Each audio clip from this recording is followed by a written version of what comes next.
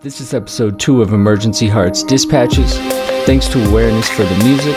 I'm your host, Time, and this episode I got to speak to the legendary musician Mark Pistel. Mark is part of the groundbreaking group Consolidated. He was in the band until December, a member of Meat Beat Manifesto, and has worked with the Disposable Heroes of Hypocrisy, Grace Jones, and many more. In this episode, Mark talks about his influences, sampling, Consolidated, and dub music. Yeah, I really like that new dub collection too. You all just dropped with on Emergency Hearts. It's really good. Oh, my electronic dub collective. Yeah, number 3. And that's my that's been kind of an ongoing side project on and off for years. It's usually me with various participants. The last one features Lynn Farmer from Meat Beat Manifesto on drums pretty heavily. Yeah, he and I have worked together a lot. It's, basically we just set up in my studio with his kit and I'll set up some synths or maybe play bass and we just jam out, we just jam. And then I go back through and edit up the good bits and stick them all together and then dub it out like crazy. Nice. And now with your process, I was listening to an interview with you and Real, and they were saying that you kind of did that too, that you all like jammed out in the studio for 45 minutes and you cut it into demos. Is that usually how you work? Like with spontaneous? Yeah, that is definitely one of my regular workflows. I've got a bunch of synths and whatnot all at my workspace at Room 5 and so basically, yeah, I mean with Real we did that too. We just set up a whole bunch of machines and sent some kind of sync to everything, either MIDI clock or pulse clock, and we had a bunch of modulars all online, and we'd pick a tempo, and then the three of us would just go around the room and start jamming on all the synths, and we'd in there would be probably a drum machine or something for percussion sounds or whatever, and we just jam out for a while, and then. And see if we can catch a vibe, and then we'll go back and edit it up later, and basically take out the boring parts. That's awesome. I like that improvisation and just. Well, it's a good workflow because it keeps things really free and improvised, and stuff happens on the fly that you couldn't think about or you couldn't conceive of doing if you thought about it, but when you just like let it flow, things happen, and that's what I find really interesting sometimes. Yeah, it's kind of like me as a hip hop artist. I do like freestyle sometimes, so you kind of like tap into like an ether pool or something when you do that. Yeah, for sure. Let's going back to the beginning of when you got into music. I was wondering, like, what is a transformational moment that led you down the musical path you've been on? Like, what led you into dub industrial, artistic? Why didn't you just go like a pop music route? Like, why you make this music you do? Well, it's, I've been at this a really long time. I mean, I started playing in bands when I was a kid in the 70s. And, I started out like a lot of folks my age. I played in rock bands and even played in cover bands. When I was a teenager, we played in bars, and I was playing in bars underage and, that sort of thing. But yeah, I started out with all the same rock influences like everybody else, the Beatles and Led Zeppelin and, all this blues derived music, that's what started for me. I guess a big change. I saw David Johansen post New York Dolls sometime around 1978, and it was like probably the first time I'd seen anything that was remotely punk rock. And as a young kid, it blew my mind. Then I stopped listening to all my Deep Purple and Led Zeppelin records and started listening to more, contemporary things, punk, post-punk and new wave at the time. And I was always really drawn to like post-punk music that was like, had synthesizers in it and like minimal synths. There was something about that that's just I just dug it immediately. I mean, of course, craft work, but mainly the stuff, and, of course, and I love craft work, but I'm talking about things like, I don't know, Fad Gadget or, I don't know, the Daniel Miller stuff, all that really early stuff really resonated with me. Another big turning point for me was when I heard Mark Stewart, "The Veneer of Democracy Starts to Fade." That was another record that just completely blew my mind. It was so noisy and just so raw, and that was kind of the beginning of the industrial thing for me. I just I heard that and I was like, I got to make music like that. That's awesome. Bad Gadget's great too. I love them. So when did this lead into you getting with the band, like Until December, and when you met Adam and when you all started working together? Can you talk about that time period? Yeah, sure. Well, so I had this band in San Francisco. We played around a bunch of clubs and whatnot. The band was called Social Fabric, and in that band was a drummer named Greg Senzer, Augie, his friends call him. Greg August Senzer. Anyway, Greg and I were friends. We had this band together, Social Fabric. I moved down to LA. Greg started Until December with Adam Sherburne and Brian Weisberg. And I was living down in LA trying to do my thing down there. At the time, hair metal was king, and I didn't really find a project or collaborators during my time in LA. This is like mid-late 80s. And in the meantime, Until December started going with the original three members, and they were doing quite well. They had a couple of records out. They got signed to Columbia Records, and they were touring. And so I was really happy for my friend Greg. And then one day I got a call out of the blue. They'd had this horrible car accident, and their bass player was in the hospital. They needed a substitute bass player. I got the call for the gig. And so I filled in for Brian Weisberg for a few gigs, basically, and eventually Brian recovered and came back, and then we had Until December as a 5-piece for a little while. But during that time, I met Adam Sherburne, and he and I were immediately on the same wavelength musically back then. Until December was kind of a dark disco thing, and basically we wanted to be New Order more or less, but Adam and I had some different ideas, and we wanted to do things that was kind of took a turn and was more experimental and a little harder edge. And so he and I both left Until December and started Consolidated together. This would have been 1988, I believe, is when we started Consolidated. I played with Until December. We did a couple of tours like in 86 and 87.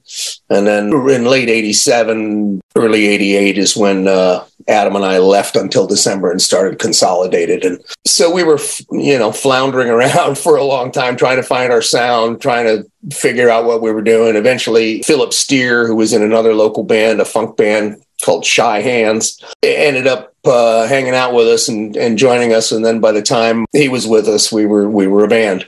That was the beginnings of Consolidated. It was another trio, and we made a conscious effort to have very matter of fact lyrics that had some sort of social consciousness and substance to them. It's a conscious effort to kind of do away with metaphor and all the sort of art rock trappings, and we were influenced by hip hop, and I think that's where the lyrical side of it came from, being influenced by bands like Public Enemy and Run DMC, even, where we wanted to say things lyrically very matter of fact. And then the music was influenced by Mark Stewart or Front 242 or Skinny Puppy.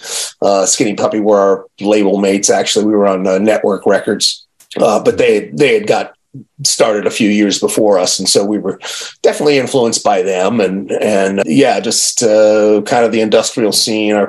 Our first record came out on the German label Zothomog. We got the DJ, Techno DJ Tala 2XLC, heard our demo and and released our first EP.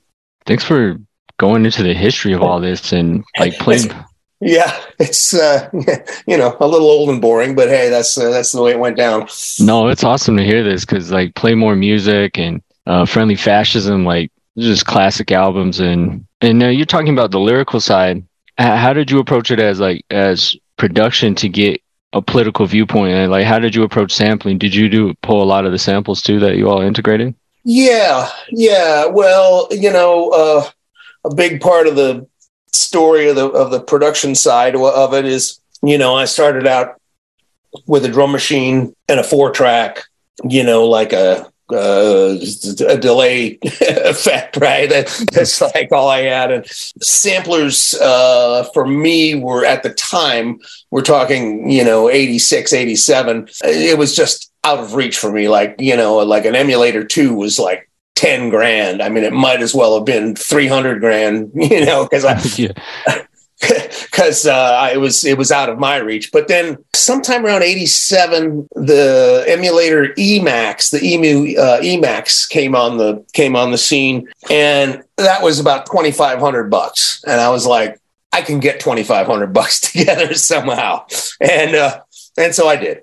And that was my first sampler was an Emax. And yeah, then we would sample everything. I mean, we used to ride our bikes around like construction sites and sample, record jackhammers with a Walkman cassette and then take it back and sample it and things like that. That's awesome.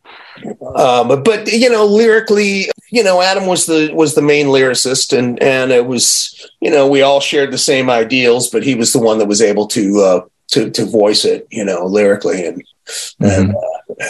you get the message of the band out, Yeah. Further down, when Consolidated kept growing, y'all started collaborating with others. Can you talk about working with like the Yeasty Girls or Paris and how those collaborations work together? Well, yeah, Paris, the Bay Area rapper, was just someone who we admired. We heard his records and we thought he was just an amazing artist, fantastic rapper, and the production was just really stellar on his stuff. And I think it was Philip that reached out to him and just said, "Hey, man, you want to come work with a couple of industrial guys?" And for some reason he agreed, and we ended up featuring him on a Consolidated track, and then he ended up using some of our loops and samples on one of his productions later on. Yeasty Girls, same way. Basically, these were women. One of them owned a bookstore, and they were all poets, and we liked what they were doing. We liked what they were saying. We wanted to give a different perspective. We've always been open to try to give different perspectives on our records. So we really wanted a female perspective lyrically on Consolidated track, and so we invited the Yeasty Girls to come join us, and they had this rhyme called "You Suck," so they delivered that, and we made the beat. Nice. Thanks for that history. I was wondering about your Consolidated shows. You all used to bring out a podium and have people speak at the end of shows, kind of like comments for the internet. Can you talk about how this went and some cool experiences from doing this? Well, sometimes it was chaotic and total chaos. Sometimes it was really enlightening. Sometimes it was really boring. But it was pre-internet, and we were traveling around from town to town. And, like I mentioned, we always wanted, other perspectives. We wanted to hear other people's perspectives and what they thought about what we were saying lyrically. Did you agree with us? Do you strongly disagree with us? We put a lot of, viewpoints out there. And so basically at the end of every show, we'd have this little town hall meeting,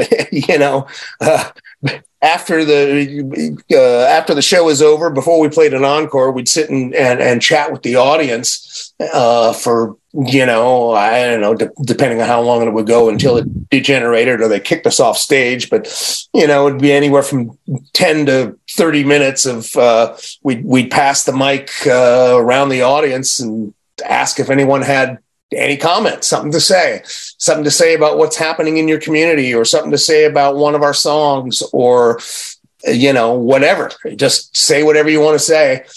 And while that was going down, our sound engineer would be recording everything. And then we'd go back through those comments later on, and usually they'd wind up on the next record. We'd find good stuff, and sometimes it was funny, sometimes it was really serious, and but we got a lot of interesting things that wound up on our records. That's cool. I wish more bands did that. Is that where the sample for Industrial Music is Fascism came from? Absolutely. Nice. Absolutely. You started doing production work in the early 90s more heavily, and you co-wrote and produced a really influential political hip-hop record, Hypocrisy is the Greatest Luxury by the Disposable Heroes of Hypocrisy. I was wondering if you could talk about this record a little bit and the history. Sure. Yeah, Disposable Heroes of Hypocrisy. Hypocrisy is the Greatest Luxury. While Consolidated was together and playing around San Francisco, we shared a rehearsal space with another local band called the Beatniks.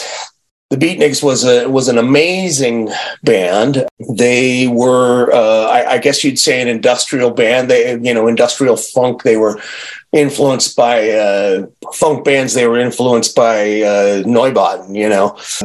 They would bring hunks of metal and pipes and grinders and sparks were flying. I mean, the Beatniks did incredible shows, and plus they were unique because they were predominantly African American and doing this style of music. It was their shows. I mean, I can't even tell you the shows that they used to do were amazing. Anyway, we have a long history with them, as Adam Sherburne actually went to college with Kevin Carnes, who was the drummer of the Beatniks. And coincidentally, Kevin Carnes is also now working with us in Consolidated, but we'll move ahead to that later.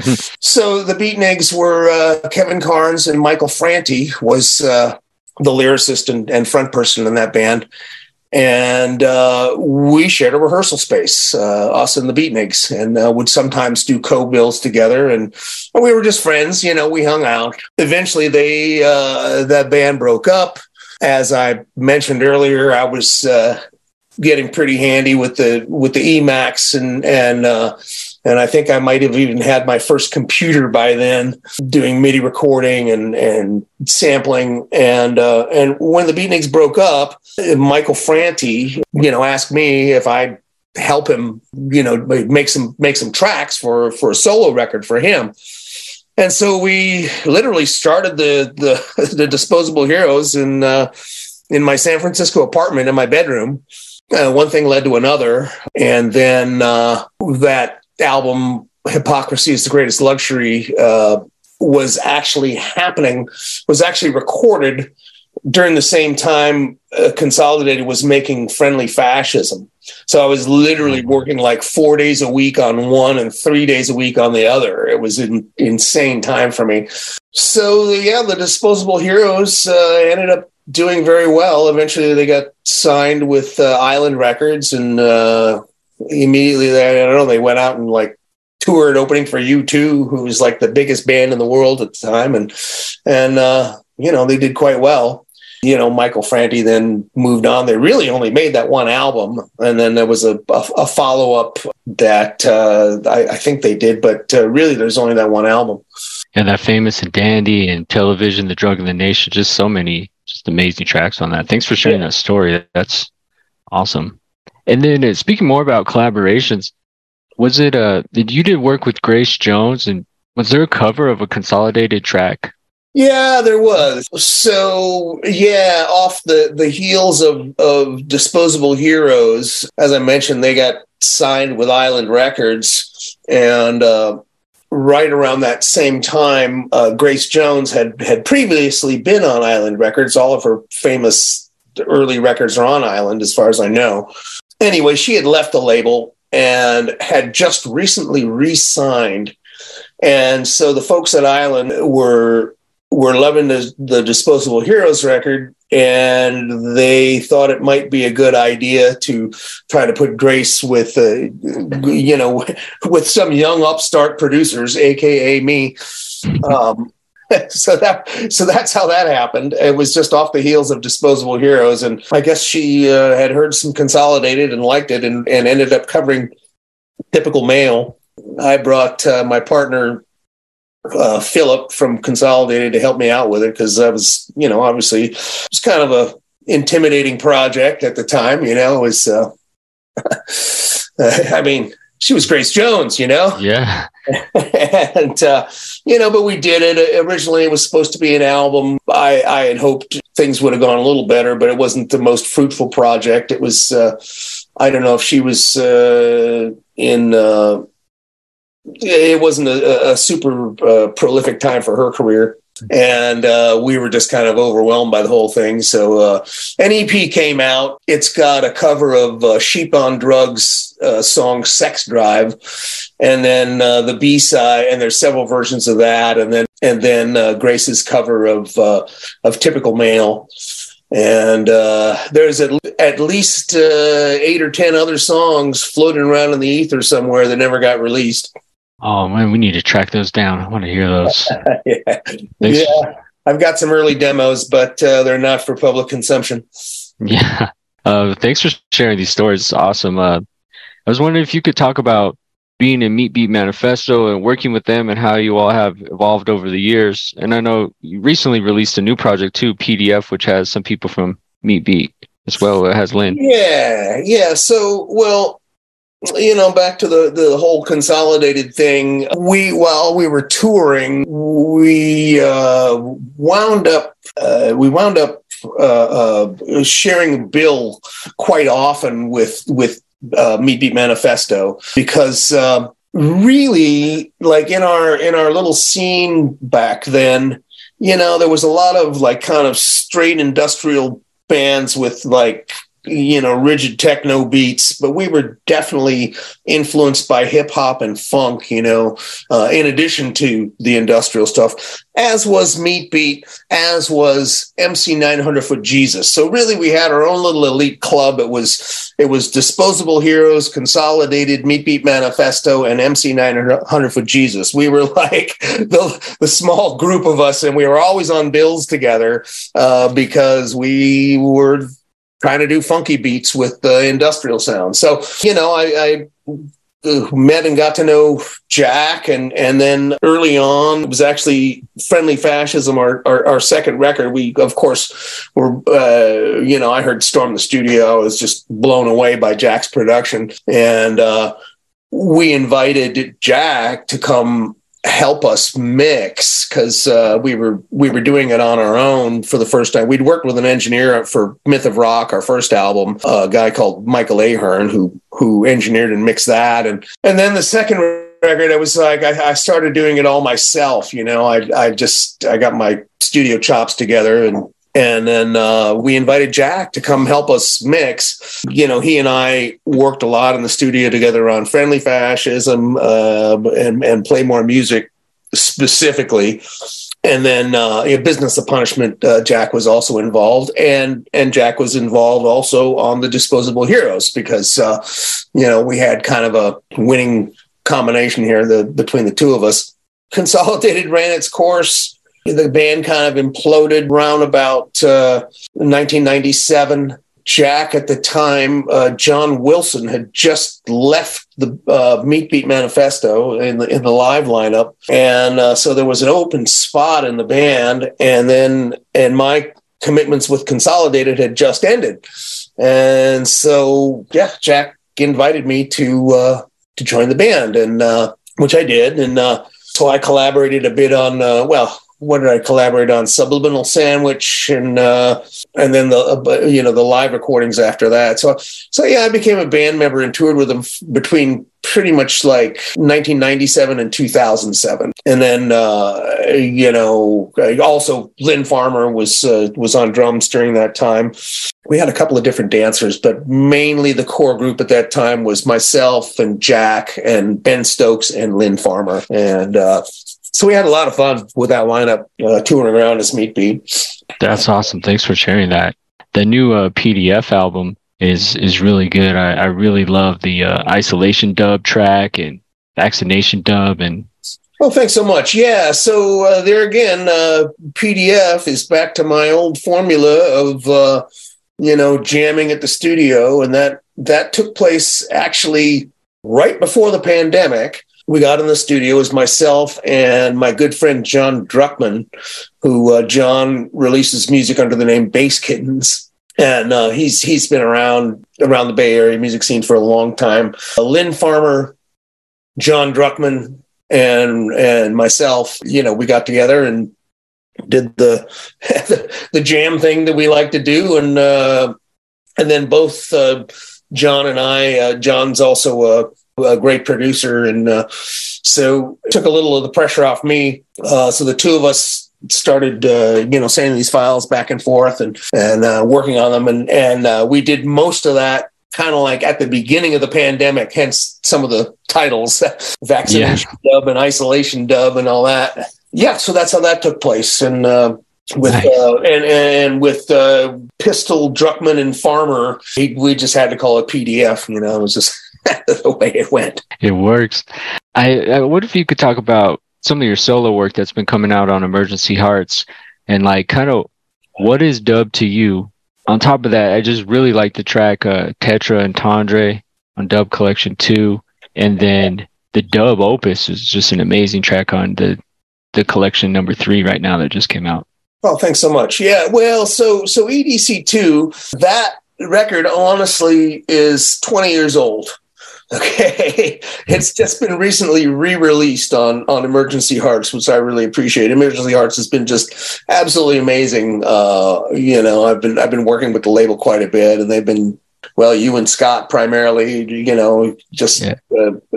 been fantastic to work with. And so, yeah, EDC2, that also has some Lynn Farmer on it. I think probably John Druckman might have been involved with that too, but that was primarily my solo record that I made. I made that record in 2001, and it was released on a Swiss label in spring of 2001. And then we had, we were trying to get other distribution. This was obviously still kind of pre-internet days. And so we were trying to get some distribution in other territories. I mean, literally, it only came out in Switzerland because I had a friend that worked for a Swiss label. And we tried to get a German distribution. And then we had just got a U.S. distribution together. And then 9/11 happened.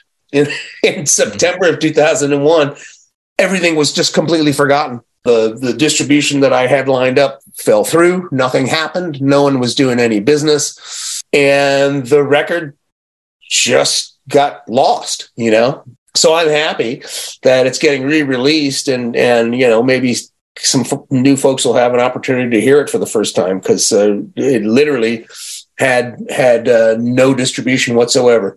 Wow, I'm so glad it got reanimated. Glad it's out. Yeah, no, me too. The EDC3, most of those tracks are nearly 10 years old. A lot of these I just, I make for my own enjoyment. And then sometimes I'll be sitting on them and then I'll go back and listen to something like, well, wait a minute. Hey, that one deserves to get released, Yeah. And, so, yeah, the thing with Dub Opus was, again, one of those jams with Lynn Farmer and myself. And then I just cut it up and turned it on its side. And it's a long piece because I just couldn't bear to edit anything out of it, Yeah, it's great. You've gone through a lot of your history and different collaborations and projects you've done. I was wondering, how have your liberatory politics shaped your creative choices and endeavors through your career? Oh gosh, I don't know. I'm definitely a bit apolitical at this point. I am just sort of fed up with the whole thing. Mainstream politics are so boring. I think just people need to learn how to be kind to each other again. I don't know. It's I'm kind of disgusted with the world right now, and I don't know. I don't know if I can answer that. I don't know if I can answer that question.